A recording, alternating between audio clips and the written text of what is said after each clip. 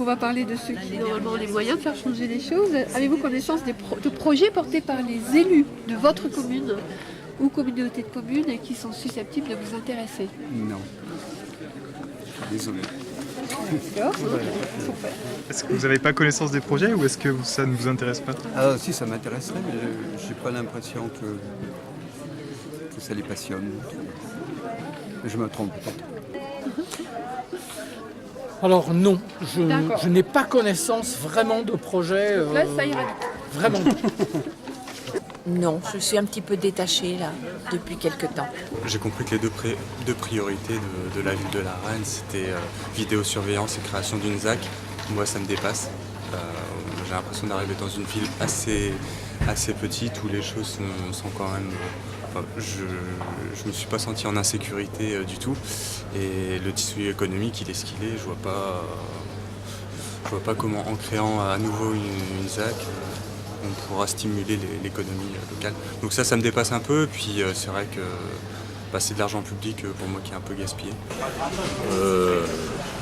Non, pas exactement, parce que c'est toujours les mêmes politiques qui s'exercent dans les communes.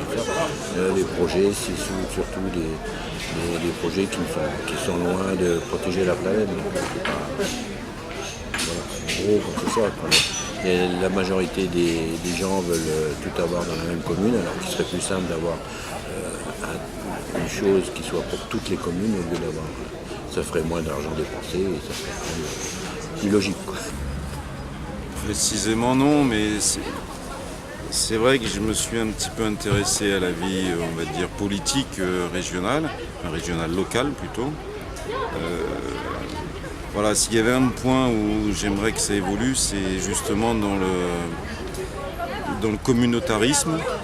Et je trouve par exemple qu'il y a un petit peu cette guéguerre entre le pays cisteronnais et puis le Val de Durance, le carrefour Durance-Bléone. Je trouve que c'est un peu préjudiciable. Ce serait bien que si on pouvait associer un peu toutes ces ressources et toutes ces forces, je crois qu'on y gagnerait tous. Oui, il y a quelques projets. Par exemple, la mobilité avec la navette. J'espère qu'elle va se mettre en place. Bon, et les autres projets sur le patrimoine et sur la façon dont la ville devrait s'étendre ou en tout cas se changer en fonction justement des voitures par exemple. Actuellement ils sont en train d'installer l'aspersion, l'arrosage et pour moi ils m'amènent la vie à la ferme. J'y avais pas d'eau jusqu'à présent et donc c'est un grand plaisir.